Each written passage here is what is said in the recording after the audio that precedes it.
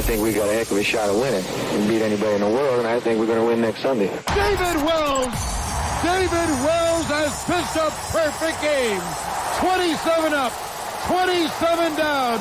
Baseball immortality for David Wells. And it's hit deep to left center. Andrew Jones on the run. This one has a chance. Home run! Mike Piazza, and the Mets lead 3-2. Bates against Joseph. Bates in on goal. Shoots. Metho! Defend Metho! And the Rangers have one more hell of a time, baby! This is the Cross Island Sports Network, where iconic moments get iconic coverage. You are listening to the Cross Island Podcast. Action! Hosted by Lyle Gillen and Errol Marks. Oh, it is not Errol Marks, ladies and gentlemen. Thank you so much for tuning in. Usually it's every Monday at 7 o'clock for the Cross Island Podcast, but not tonight. It is on a special Tuesday edition. And no, Errol Marks is not here. He's doing some family stuff, so he's taking care of that tonight. So I didn't want him to walk alone, so I'm not letting him walk alone tonight. So therefore, myself, Josh Silberg, who you can check out every single Friday from 6 to 7 p.m. on the Worldwide Sports Radio Network on Game On. And of course, my co-host, my buddy, the man who I didn't want to let walk alone, Mr. Lyle Gillen. How are you, sir? I was doing great before that. You still didn't answer my text today, too, from that group chat. I'm doing well. I am a little bit under the weather, so if I cough or sneeze, I do apologize. You had a good night last night, huh? What'd you do? Yeah, I had a lot of fun. You went to the game. How'd you celebrate after? What'd you pick up somebody afterwards? What'd you do? Run him home? I wish. What'd you go to Newark? Yeah, I went to Newark. That's why I'm like this, peasy. you know? So disgusting down there. Oh, God. Easy peasy to pick something up there. Well, ladies and gentlemen, again, you can check out this show every single Monday, but again, a special edition. We have a lot to get to. We're going to discuss the Jets and the Giants a little bit later in the show with the draft stuff. I know they'll get the guys are going to get a little more into that on Monday because it will be the week of the draft. And we'll get into the New York Knicks, the 2-seeded, the 2nd-seeded New York Knicks. Why? I'll give my opinion on it's not that big of a deal that they won the game the other day. Who cares? But we'll discuss all that. But, of course, he's wearing his jersey. He's wearing his honor jersey. This team had an up-and-down ride this year. They were up, then they were dead. They fired the coach. What is going on? We're trading everybody. Lou Lamoriello needs to go. All of that. They're down. Sorokin stinks. Then they're up. They're 7-0-1. Varlamov's playing great. Sorokin looks good. And the New York Islanders are in the playoffs as the 3-seed playing the Carolina Hurricanes. Will they get retribution from last season? Or could it be another disappointment against them in the first round? And we'll take it to Lyle Gillen for his thoughts on this combustible season. God, you're going to ask me my thoughts. Well, from the beginning, just don't hurt yourself because you sound like you're gonna cough up a lung. So don't hurt yourself. From the beginning, I've been telling Errol and saying on the show that the New York Islanders were going to be finishing top 3 in the division. And then when Carter Hart, he got magically disappeared with the Canadian police, I told him that Flyers are going to collapse and Islanders are going to take 3rd. And once again, I was right. He says once again, but it barely happens, folks. But let him take his due. Let him have a bow here. Give him his flag. Nah, I'm always right. People who listen know I am. I think the Islanders are going to. It's going to be a much closer series than people think. I think the Islanders very well could take it to 7. My brain says Carolina is going to win, but my gut tells me the Islanders could win. And I'm very much down in the middle. The key factor is going to be penalties. If the Islanders can stay out of the box, I think they can win. But if they can't stay out of the box, then it's going to be all Carolina.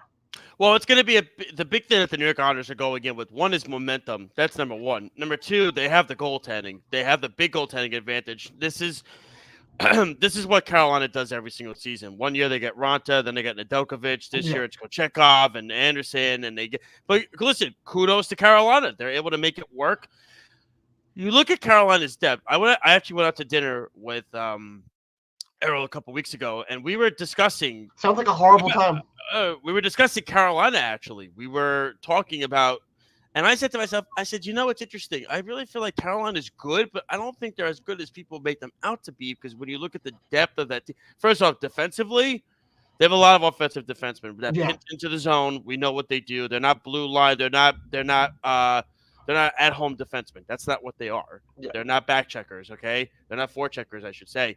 They're guys that come in, they pinch the zone like Brent Burns, like Tony DeAngelo, all those guys. That's not what they are. But Rob Brindamore, again, the coach that he is, he's a very good coach, makes it work. He's a bitch.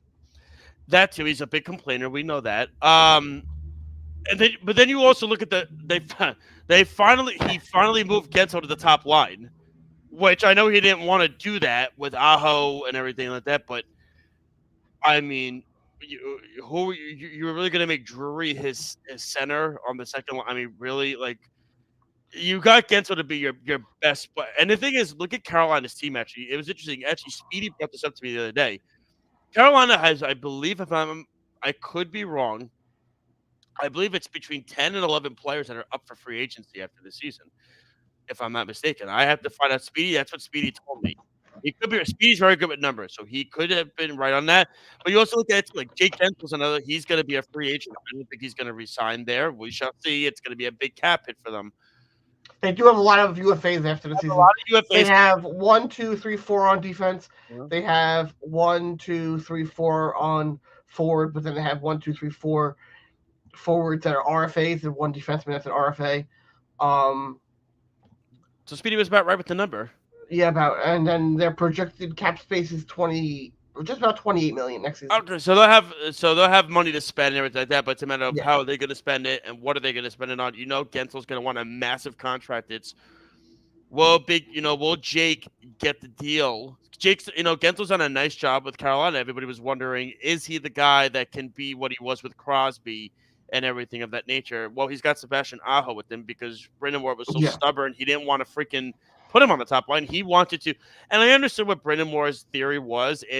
I don't want to put all my heavy hitters on one big line. I want to spread the depth out. That's why I want to try to see if other guys can be better. But Jake Gensel's one of the best wingers this year. At least he was this year in the league before his injury. And you got him to be on that number one pair with Aho to make something happen. You didn't get him to be with Drury on the second line. Or not Drury, Teravainen. That's not what you got him for. I understood his thought process. It's not going to work, especially in the playoffs. It's another guy at the UFA, Teravainen. Teravainen. I think the center position. Teravainen. They'll bring back. Did they just give Svechnikov a new contract? I believe they did, if I'm not mistaken. Yeah, they did. They did. And listen, Svechnikov had a very off year this year, but we know he's a good playoff player. He's been in the past. He also had a very injury-rattled season he came back from. Well, not really. Last year, in 14 games, he had 5 points. The year before that, not last year, because last year he didn't play in the playoffs. Yeah. So, 21-22. 5 points, 14 games. Before that, he had 8 in 11 games, but he's been okay. He's been okay. I mean, usually this year was a weird year for him because he came back from a big injury and everything of that nature, and to have what he was. But this is the thing about Carolina. You look at the depth, and you say to yourself, "Boy, how are they so good?" Though it's a really top. Their top 6, like their bottom 6 is fine. It's like Jesper Foss and those guys. Like they're fine. They're not going to scare you. You're not going to hide in a corner from them and everything like that. But it's also the defensive structure for them. That's why call me crazy. I know a lot of Islander fans are very anxious about this matchup. Understandably so. I know they would have preferred the Rangers. This is definitely the hardest matchup for the New York Islanders. But I think if they could get past them, they could go on a run. Yeah, 100%. It's definitely the hardest matchup. It's going to be very tough. Carolina does a very good job of controlling the transition. They're just like the best way I can describe them is they play a similar way that the Islanders did when they had shots, but they have offense. They get so now, yeah. They have what the trot system was missing, and by that I mean they control the pace of play.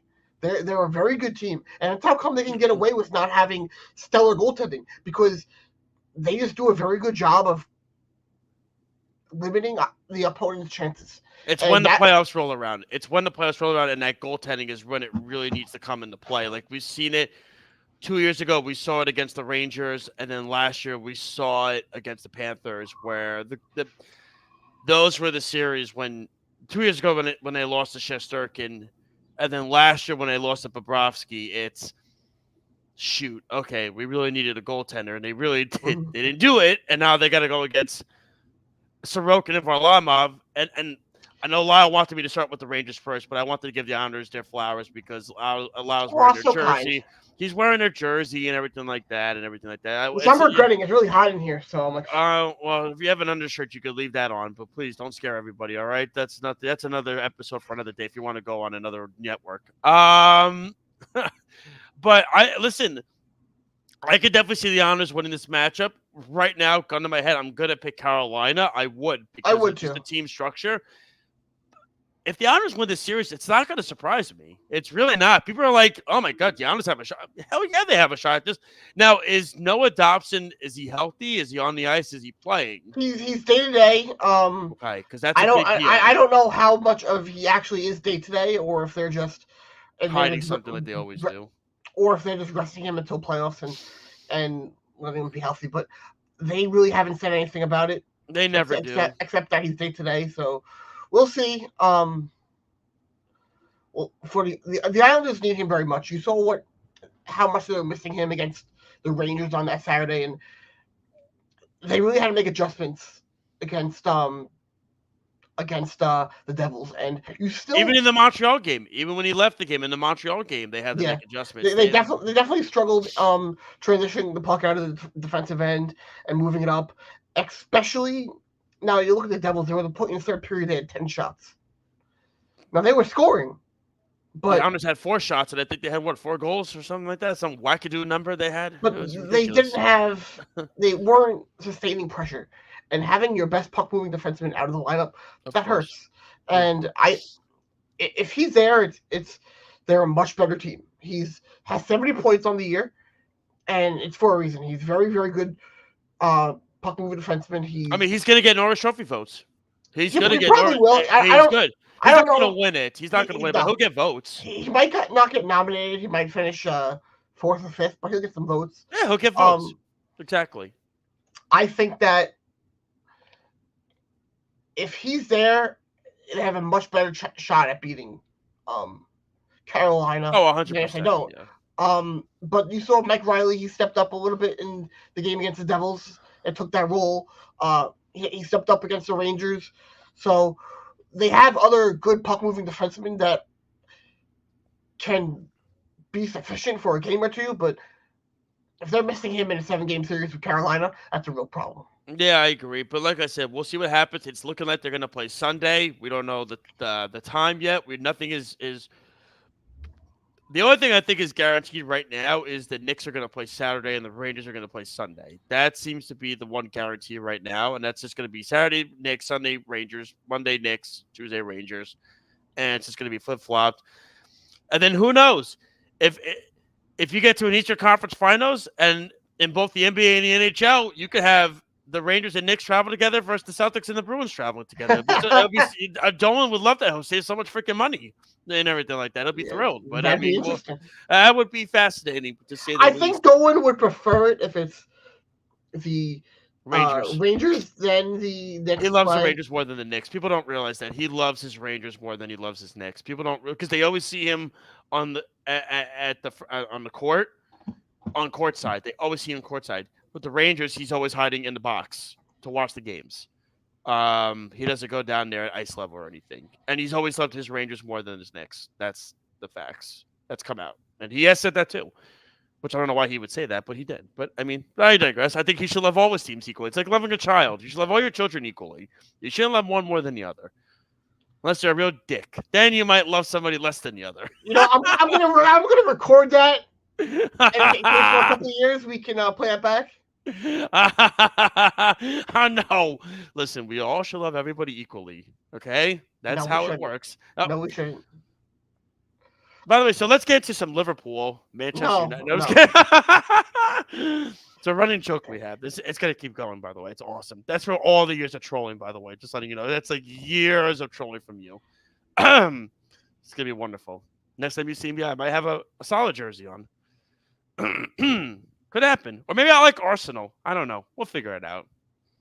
Apparently they're like the Rangers and Snug, we have to hurt him. Apparently it's like the Rangers and the Mets, where it's like they come close, but then they fall on their face. Arsenal. So that's what I've been told. So it's when I add more misery to what I already have in my pocket. So I might as well just do that with the sports life. But I digress. Let's get to the New York Rangers. President's Trophy winners. Nobody had down their bingo card this year. I could tell you, I certainly did not. I thought they would be a wild card team, maybe a 3 seed in the Metro. But Peter Laviolette has added an element that I've wanted on this team forever, which is holding players accountable, holding accountability to his guys and his star players. Now, an article came out the other day on the New York Post that Gerard Gallant in the locker room after the Raiders won a game. Artemi Panarin had 2 goals and an assist in the game, and he called out Artemi Panarin for not making everybody else better around him. And basically, a lot of the veteran players were not happy about that, hence why Gerard Gallant, clearly as you can see, is no longer with the New York Rangers because he said the dumbest possible thing you could possibly say, which is one of your star players on your team who's a leader on that team, by the way, a lot of the players follow, and you say, I need more out of you. What? Why? Why would you even go that route in the first place? I have a brilliant idea. You ready? Here's a great idea. How about if you're Gallant, make adjustments in the game? That's a great idea. How about if you're Gallant, you coach his team for more than 2 seasons? Yeah, thank you. Florida, boom. Vegas, out. And, by the way, took Florida for the playoffs for the first time in forever. They got rid of him. See you later. They got rid of him on the road and threw him off the bus. Yeah. And then in Vegas, put him in the taxi cab. Yeah. See you later. After he got them to the Stanley Cup in his first season. And then Gallant last year, I'm not getting fired. Drury never told me they put me fired the next day. Duh. Because you know how you know he was going to get fired? Because you were confrontational with the media, which he never was. That's how you knew he was gone. But I digress. Peter Laviolette is a coach I've wanted on this team for the last probably 12 years. Every time they freaking hired somebody, and it bothered the snot out of me, from Vigneault to Quinn to Gallant. I couldn't stand it. Vigneault I didn't like because it was a bad retread because he had cost the Canucks the Stanley Cup, not putting Corey Schneider in at goalie instead of putting Luongo in. Now, congratulations. You got your team to a Stanley Cup with the Rangers, but you didn't win, even though you were the better team. You didn't win. Still lost. Then they go with David Quinn, a college coach. I was intrigued by the hire. You know what I mean? It was an intriguing one because Quinn always said he would never leave BU. He would never leave it. I'm never going anywhere. College is where I need to be. But the Rangers gave him an offer clear that he couldn't refuse. He did prove that statement correct, though. He did need to be in college. I mean, yeah, well, you know, and everything of that nature. And then he goes to the Rangers, and God, it was just it was so fascinating because for the life of me, he kept having Lindy Ruff as his defensive coach, and I don't understand it. I said, why is this a thing, and everything like that. So that was a disaster. And as you can see on the San Jose Sharks, what a great job he's doing there. Lindy Ruff did a very good job with the Devils last season. I agree with you. No, he did. Did a very good job. And not about the Devils, but I said this to Errol. I don't think Ruff should have been fired. This is not all on him for this season. No. I'm sorry. They got him no goalie. He's had 10 different starting goalies since he's been the head coach there. That's ridiculous. 10. They had a graphic up on about it. It's horrible. How do you not go about building off of the success that you had last season? That's how you annoy players. And yet he was, of course, the scapegoat because you can't fire the players. So you it's fire always the coach. easier to fire the coach. They can't fire the players. You got to fire the coach. So they go. Quinn's out. Then they bring in They had Laviolette available. I said, "Oh, this is good. They should hire him. This is great." And they hired Gallant, and Laviolette goes to Washington. I said, "Oh my God!" So how much is he going to do this? I said, and everybody was like, "Gallant's a good hire. He did great in Vegas." I'm like, "Yeah, he won't be here for at max 3 years. He'll be here, and he'll be out." He beat me to it. He lasted 2. Good for him. Congratulations. So, and the problem with Gallant too is, again, he didn't adjust. You saw it in this playoffs last year. Yeah. He didn't adjust at all. He was so stubborn with the way he did everything. They were up 2-0 in the series, and poof, everything. He let Akira Schmid beat his team. I digress on that one. That team was a mess anyway. They went overkill with the trades. Tarasenko was fine. They didn't need to get Kane as well. To be fair, that Devil team was very, very good. Oh, I picked the Devils to win that series. I bet money. You can never have too much depth, so I don't think it's a problem that they went after Kane. They didn't give up a lot to get him. It was just he was just damaged goods. It's just that, like, you know, they ran into a team that was younger and more hungry. Yeah, and it was so funny. I was on my show at the time on Game On, which Speedy was co-hosting with me, and we were picking series. I said Devils in 6. Mm-hmm. I said, and Speedy looked at me. He said, why? I said, younger, they're faster, they're depth. This Ranger team, I think they're too old. They're slow. There's nothing about them that excites me. Gallant, his coaching this year has been awful.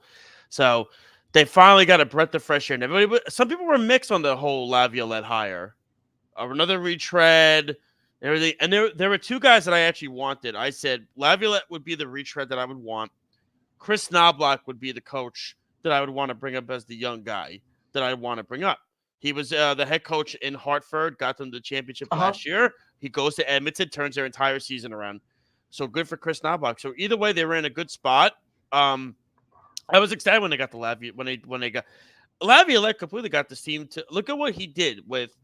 He's done a very, very, very good job. Panarin is gonna get Hart Trophy votes. He is. He's not gonna win it. Obviously, it's probably not gonna get a nomination.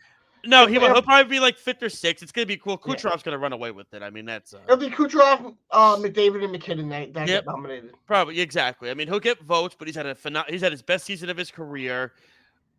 The biggest thing for me that I saw with Laviolette, Alexei Lafreniere. He looked like the superstar that finally, when they drafted him first overall, he finally looked like the kid that they drafted first overall. I wouldn't say that much. He had a better year, and he's showing promise that he could become what was expected, but he's still not close. 30 goals and over 35 assists. He was expected to be much better than that. Well, of course, but remember, he's only 21. And again, it does take some people, it takes some time, especially. It does, yes. But, to say that, I think that's a little. He's improved. Yes, he definitely has. That's a little bit jumping it by saying that he is what he was expected to be, because that's not. Well, I think this year, when you get 30 goals, over 30 assists, and you're only 21 years old, and remember, he wasn't drafted and put in Arizona. He wasn't drafted and put in, I don't know, a lower. I'm trying to think of a place that's doesn't have a lot of pressure on them and everything like that. Speaking of the draft, they got to get rid of the lottery. Too many teams have been hurt by. Well, San Jose won't win it again. They're not going to win it. Well, think about it this way: you just talk about the lottery and how the Rangers won it 2 years in a row. Okay, now look what they finished runner-up the year before, which screwed them up. They could have gotten. Damn it, Lyle. That screwed them up because they could have gotten Jack Hughes. You're right. Then they got Kakko. But you look at Edmonton when they had it a few years in a row. Well, yeah, I mean, and then they got McDavid. But look at the contrast between them and Buffalo. Look at what Buffalo could have been if they didn't have to take Jack Eichel. If they took or were one like they should have been, they would have took McDavid. And they would have been in a much better position right now than you look at where they were when they took Eichel. It's a completely different. I think that it's just done damage to teams. I think that I understand they don't want teams to tank, but some teams are just legitimately bad, and it's bad for. Well, I think San Jose was tanking this year. I mean, they just dumped everybody. Which first off, that is a perfectly acceptable strategy to rebuild. It is. If you're trying to rebuild, and you just like are bad for a couple of years like that, that's acceptable. You're going to have top picks. You're going to get guys to be able to rebuild. I don't understand why you have to punch them to. It was the lottery. I don't like it, but I digress. You had to bring up the Kako Hughes one. Oh, they were so close. They would. I remember when you told me that because of the IIHF tournament where Kako outplayed. He did. Hughes, that you thought Kako was going to be the better player. I did. Were happy with it. I was. And I laughed at you. And I mean, to be fair, Hughes he never stays healthy though. I mean, he just never. I mean, if you want me to be honest, out of the brothers between Jack, Luke, and Quinn, who's the best one out of the three right now? Quinn. Oh, Quinn. It's Quinn. Yeah. Hold on. I want Quinn. Let's go. Give me Quinn Hughes instead. Screw Jack. He's in New Jersey. He doesn't care. He doesn't want to be here. You know, Aaron thinks that Quinn's going to Jersey too to join his brothers. I said I wouldn't do that. Who in their right mind chooses, I want to go to New Jersey? No. Nobody. I mean, well, so we look at it, and now the question is going to be for the New York Rangers. And you also look at it, Shesterkin figured himself out the second half. After the All-Star break. I told you that if he figured himself out, that team was going to run away with that division. And I stand by that. I think that he is the key for that team.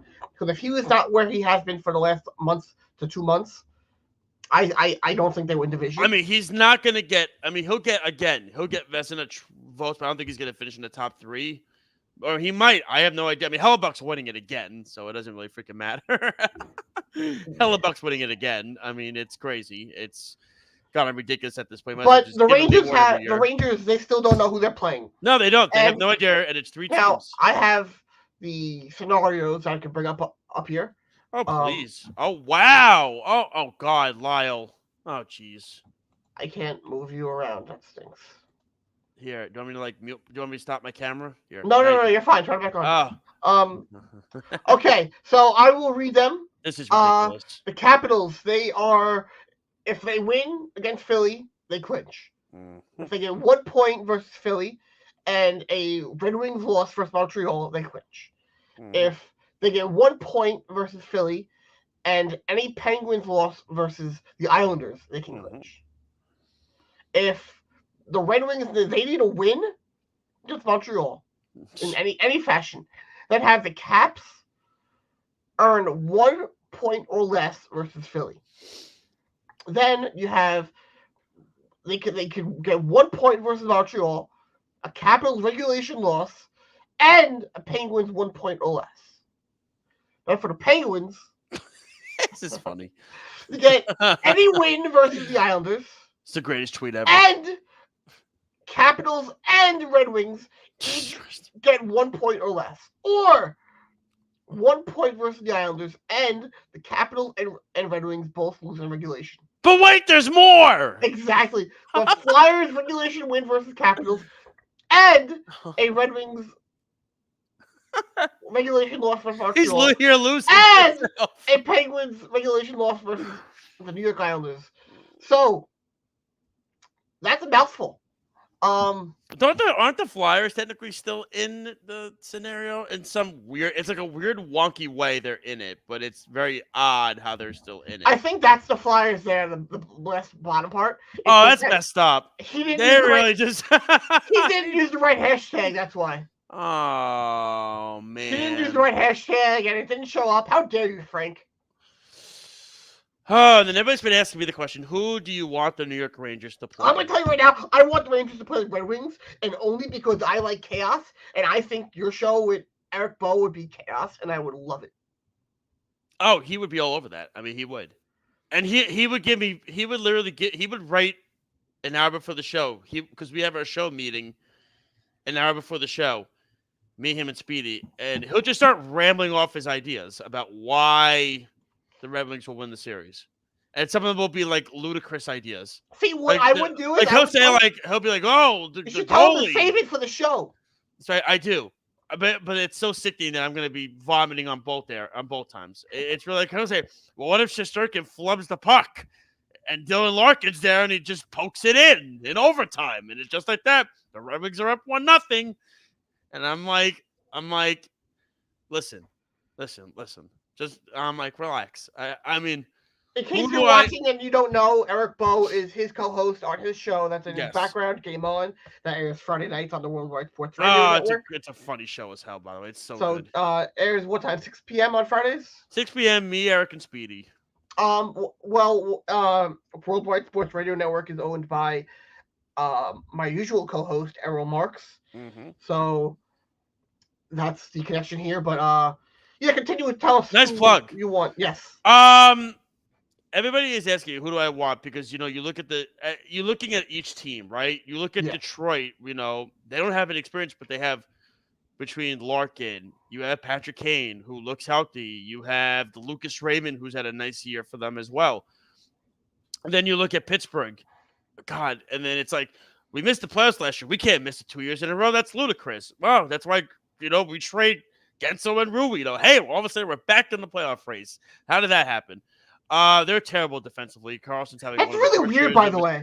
They were so much worse before that. They trade them, and then they got better. It makes no sense. And I think what's even sadder is that Ruido's actually a good defenseman, and he can't even get in a freaking lineup for the Rangers because they're stacked. They only got him for injury replacements. That's why he's behind Zach Jones on the depth chart. They're stacked except for Trouba. Oh, don't even get me started. That bum. What a loser. What a freaking loser.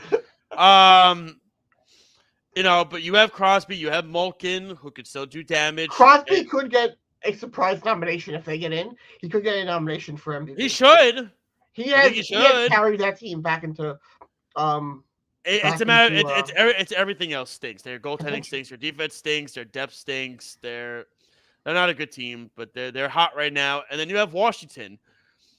Ovechkin is who's also hot.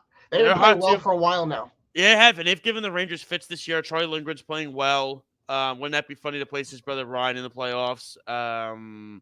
Ovechkin, listen, he's lost his fastball, clearly, as you could see. But you never know with these guys. For some reason, TJ Oshie's always a pain in the butt to the Rangers. And then you also, John Carlson's still there. And then after that, the guy that's going to be give you a fits is Tom Wilson, who's a douche. We know that, but that's why you have a guy like Rempe in the lineup that is a guy that can be used.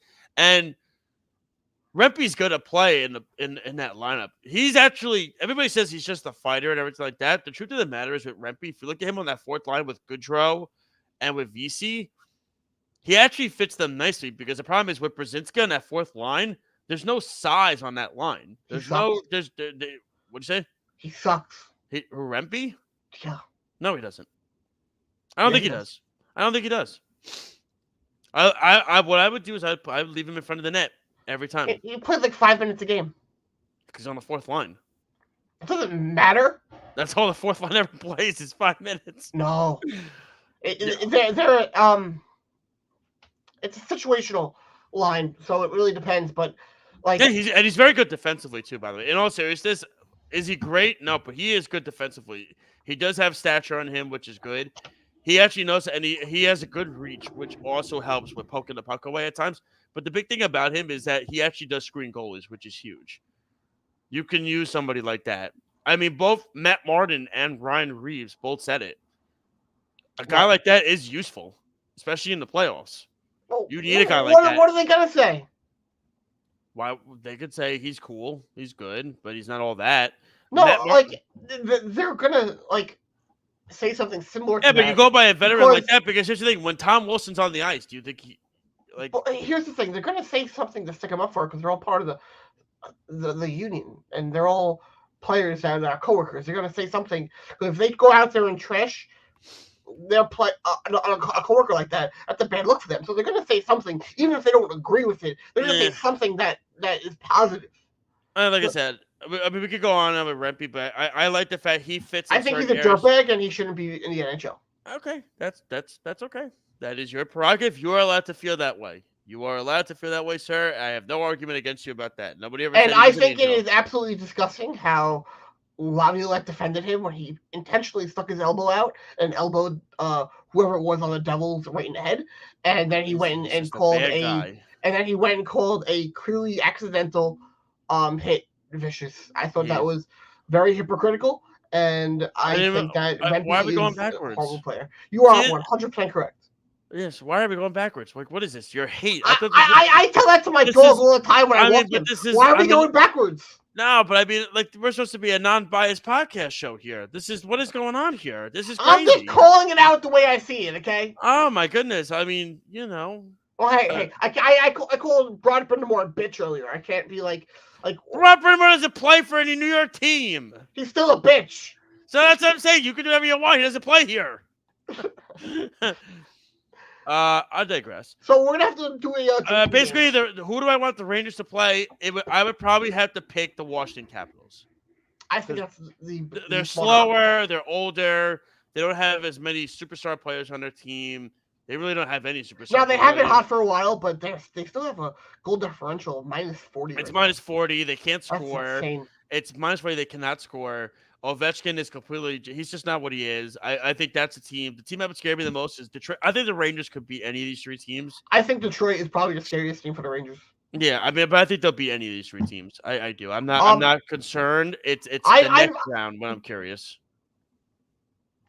Pittsburgh. I would not want to play them right now. The Rangers they're just on fire. Oh, they are. But even when Pittsburgh was on fire, who was one of the few losses that were against them when they were on fire?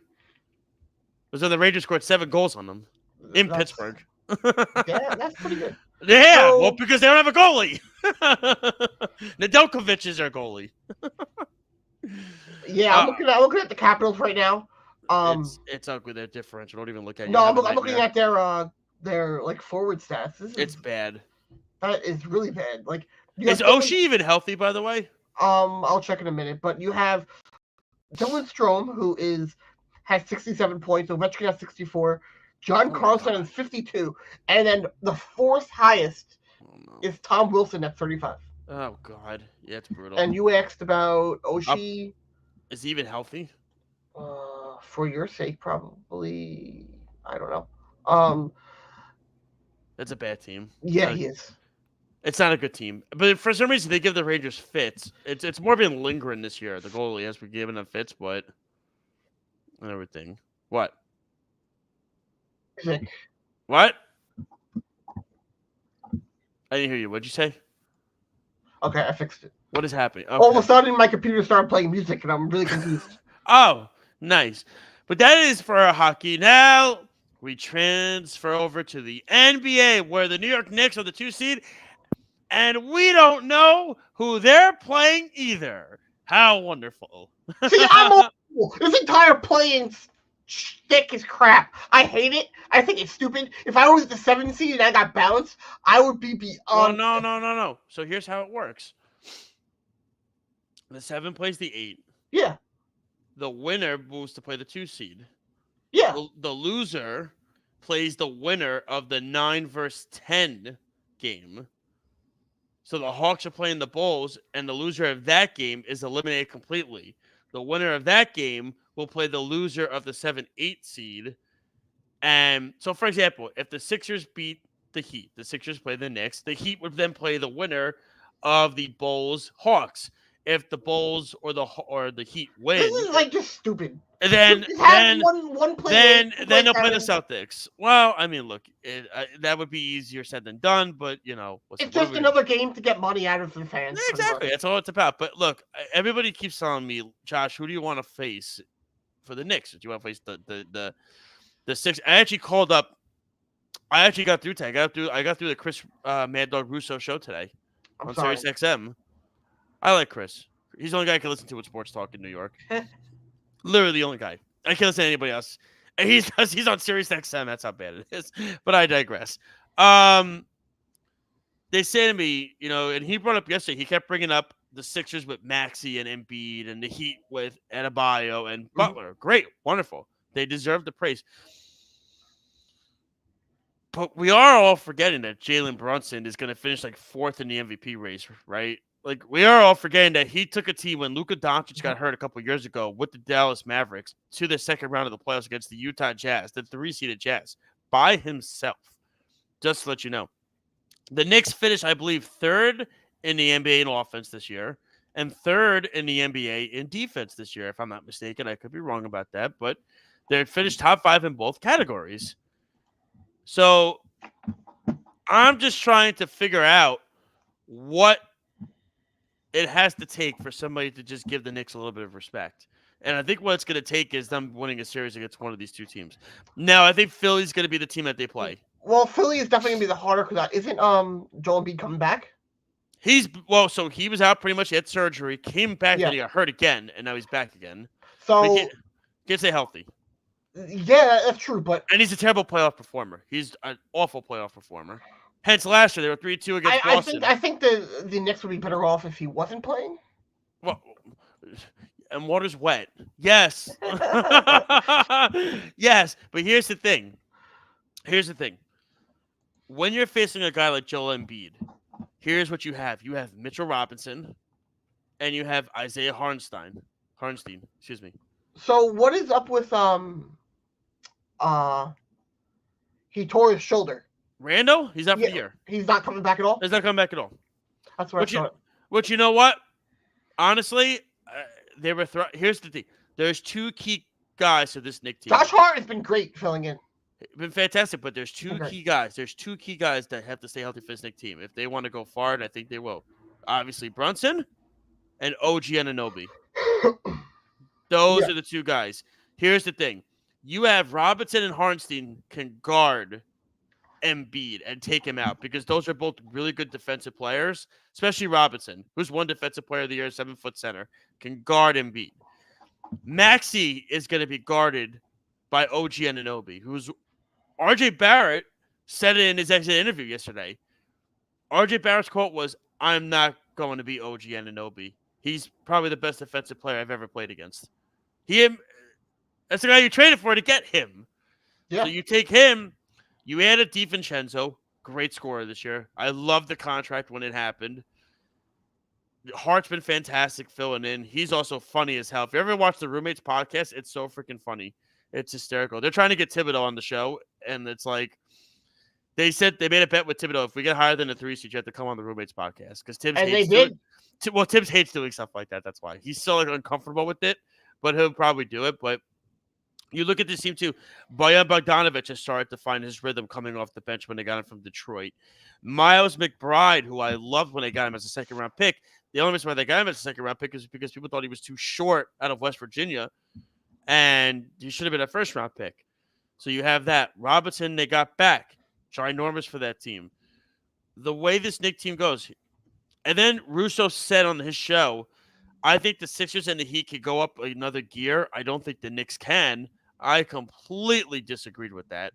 Have you seen Tom Thibodeau's teams? The Knicks will go as far as Jalen Brunson wants to take them. That's 100% it. That is exactly correct. He will, and as long as Anunoby stays healthy, here's the thing. You're going to have the defensive matchups in that Philly series. And they played Embiid earlier in the year in Philly.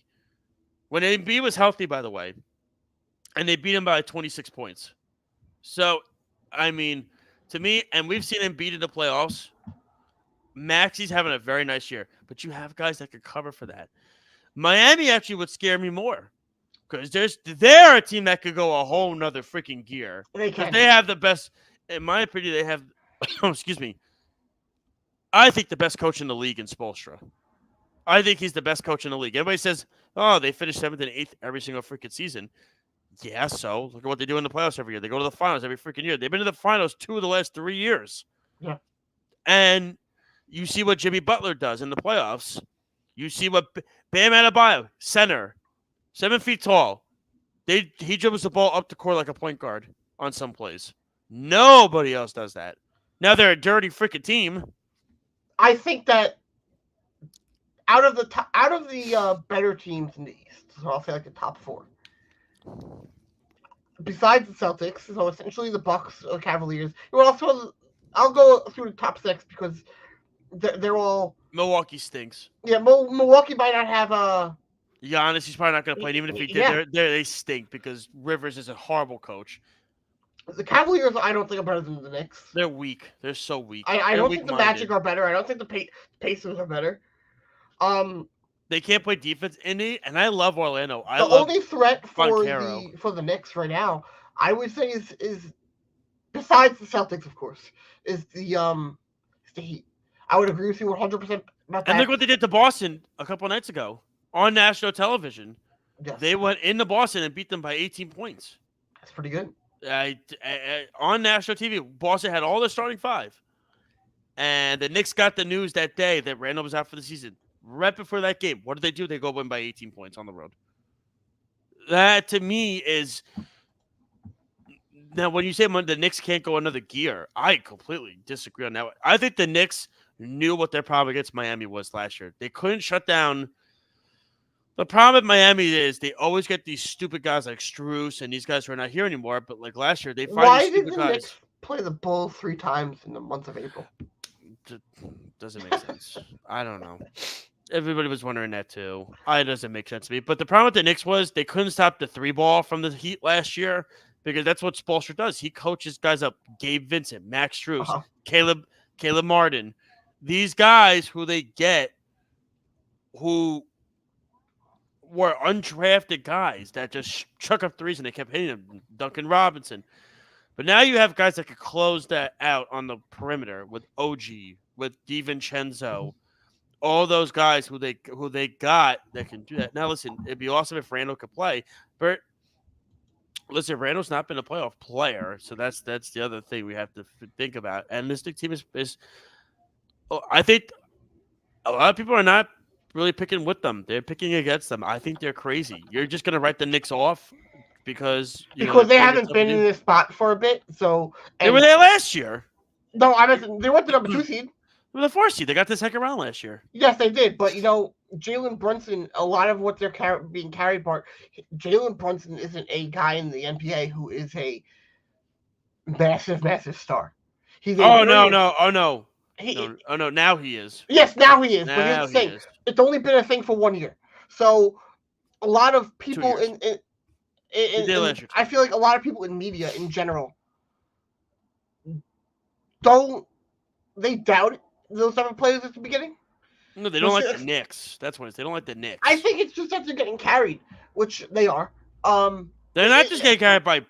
Go look at DiVincenzo's averaging. For the most part of he's having a great year, but DiVincenzo's averaging over 24 points a game.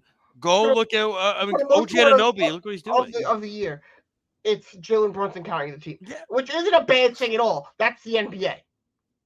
And again, the NBA, having one player carry you into your season, that's the NBA right But there. the Knicks also have such a amount of depth on this team. That I named you. They have a 9, possibly a 10. If Alec Burks can figure himself out, they have a 10-man rotation. I don't think Tibbs would even know what to do with a 10-man rotation because he doesn't even like to use more than 7 people off his freaking rotation. But he's got 9 guys now that are in his rotation. To me, everybody was saying the Knicks need to throw the game the other day against Chicago. No, that's not the players' mindset. It's not. They want because here's what the Knicks are thinking. They're thinking in their head. All the fans are scared for us to play Philly or Miami, but we're not. We're just as good as they are. Our numbers speak for itself. The standings speak for itself. The regular season speaks for itself. And you have guys on this team. DiVincenzo, he's won a championship with the Bucks. Brunson's gotten to a Western Conference Finals. All these guys who had the playoff experience for the first time last year. Mitchell Robinson. OG Anunoby's won a championship. Mitchell Robinson tasted playoff success last season for the first time.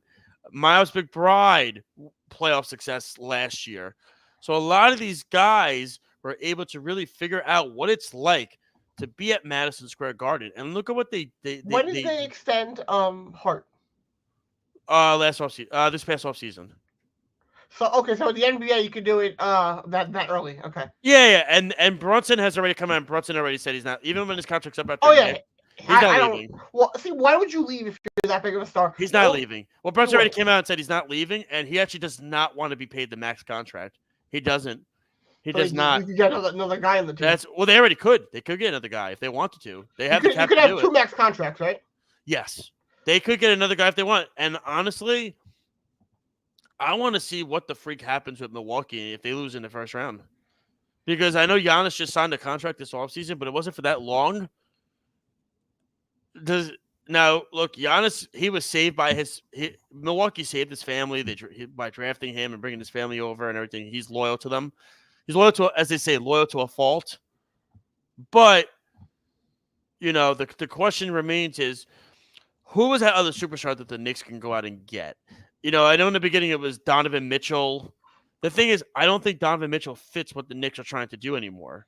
The Knicks are trying to get that superstar player that can play defense as well. That's why a Karl Anthony Towns is a no-go for me. That's why a Donovan Mitchell, even for me, is a no-go for me. Is there anyone available in free agency this year for them? It's hard. Not really. See, this is the thing with the Knicks. Now, Jalen Brunson is having a much, much, much bigger year than last year. And he had a great year last year, too. Yes, he did. But my thing is, they should go into the offseason expecting him to be last year's Jalen Brunson. Because if you rely on him to be this year, and then he ends up just being last year, that could hurt you a little bit. I think what helps. I think you need to try and get somebody that can complement and be. They will. And upgrade compared to last year's Jalen Brunson. So then, even if he does have a year like this year again, you're that much better already. Over than if you think you're safe because of he was X quality of good. I don't know. I think they should try and upgrade over to what he can be than to what he is now. They will. Leon Rose has done a fantastic job with this team. He really has. Considering what he came into, Leon Rose, it was a complete and utter disaster and dumpster fire. And I look at what the Knicks are building right now. They have all this draft capital. They have a lot of cap space that's coming their way for next season. But then when you also look at where everything fits in for them, it's right there for the taking. They have one of the best coaches in the league in Tom Thibodeau. They really have they have put together a really good culture. And I know that word's thrown around a lot in sports, but they really have put a great culture for this organization and a kind of a block that they should have been in Miami last year and got to the conference finals last year, and everything of that nature. But we'll see what the Knicks do. I want Philly. That's who I want. But I honestly don't care. You're going to have to play these teams at some point if you want to get to the finals. You're going to have to. I think that Miami would be a great round one for the Knicks, not because they can beat them, but because they're such a big challenge. And I think that having that challenge early on is very good for them for when they have to get past the Celtics. Yeah, possibly. I mean, like I said, we'll see what they do. I know we got to get to the Jets. We have a few more minutes left. But the New York Jets, New Jerseys. Lyle's already going to jump on that one. Don't get anybody. I love those jerseys, by the way. New Jersey, ew. The New Jerseys, yes. And Brock Bowers was in for a visit today. Is it a coincidence that Brett Favre, Aaron Rodgers came for voluntary workouts? Is that a coincidence? I don't think so. We'll see what happens with the Jets on the draft day and with the Giants too. Also, J.C. Latham was in for a visit today and into Wednesday with the Jets. Oh God, I don't want him. Nope. He's too big. He's from the Alabama left tackle. Yeah, he does remind me a lot of Mekhi Becton. That's because of his size, and if they draft him, that does tend to. Hey, you know what?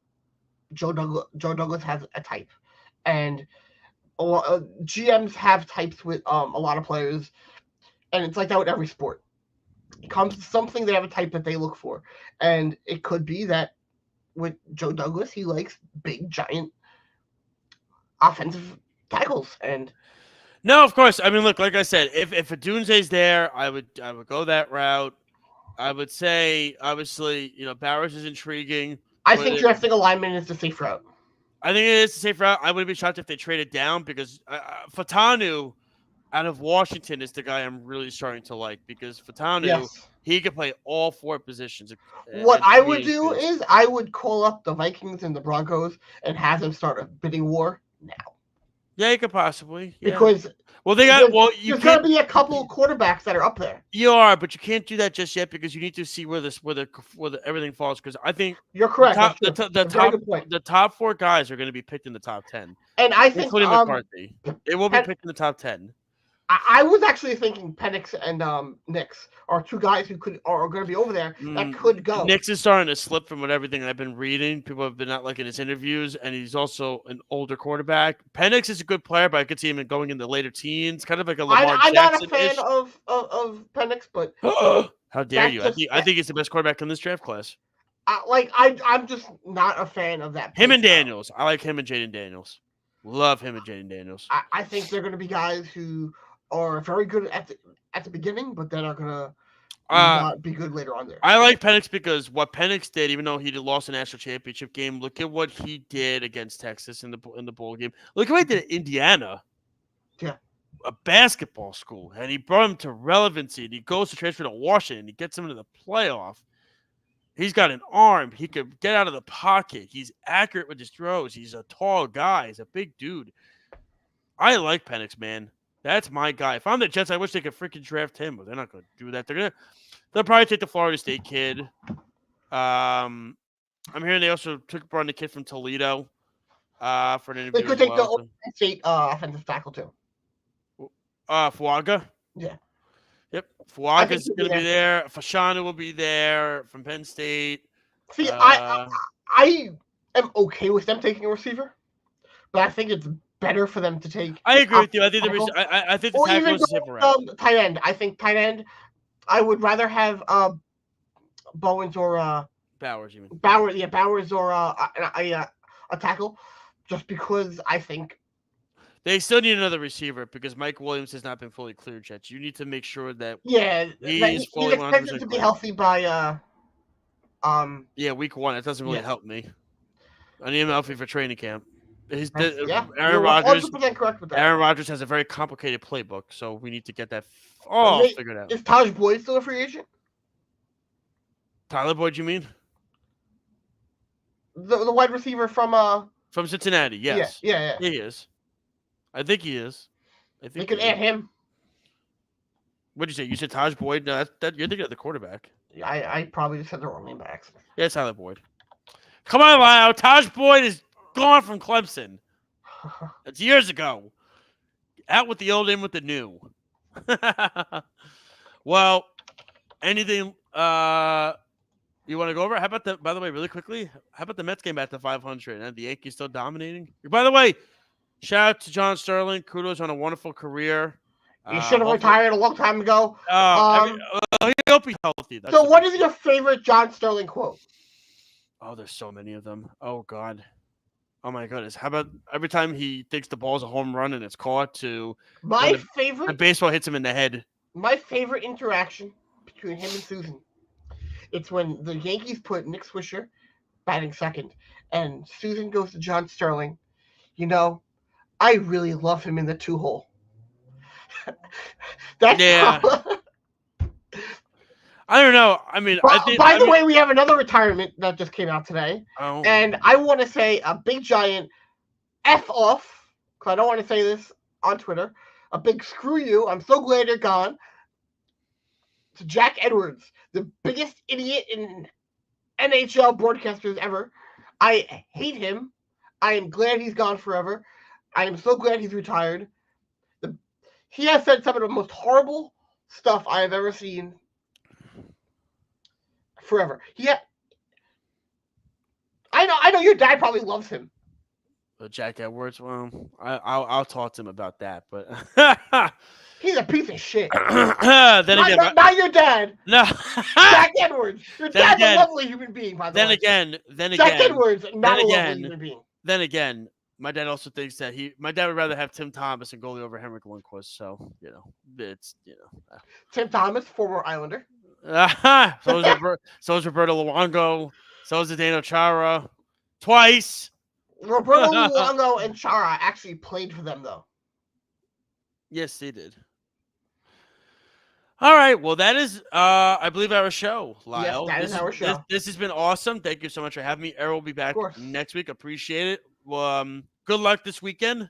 with your Islanders. Thank you. I do mean that. You will not wish that for me for the Rangers. I know you will not, and that's okay. I'm not hurt by it, so it's all good things. Hopefully the Knicks keep winning. The Rangers keep winning. The Islanders I wish keep winning. you luck, so that then if we end up playing you, we can beat you. Oh, that's a fair thing to say. We'll see about the Knicks, Rangers, Islanders. It's something about the weather. When the weather changes and your team is in the playoffs this time of year, it's fantastic. Nothing was better than it was during not it was the year everyone started returning back to sports for COVID. It was 2021. Mm-hmm. It was the year after all that. Going to the Islander playoff games in August was the best because it was just it was hot out. You got the tailgate for hours all day. That was probably the best time period. Yeah. That's why a lot of people are saying that this is the first, this is the first time the Knicks and the Rangers both have had 50+ wins and have been seeded this high and actually have high expectations for the first time since 1994. Be a sports fan. New York's earned it. It's been a dreadful one the last couple of years. And like I said, the Yankees are still dominating. And the Mets, listen, say what you will, they're started 0-5. They're back to 500, and they're beating good freaking teams. They are beating good teams. They whooped Atlanta in Atlanta. I did not see that happening. So, again, Errol will be back next week. Lyle, thank you so much. It is always a pleasure, my friend. Hopefully, I will see you for Dynasty Sunday as well. You will. Have a wonderful, amazing rest of your week. Good luck to the Islanders. Good luck to the Rangers, to the Knicks, to all New York sports playoff teams out there. Have a good one, everybody. We'll talk to you later. This has been the Cross Island Podcast. See you, everybody.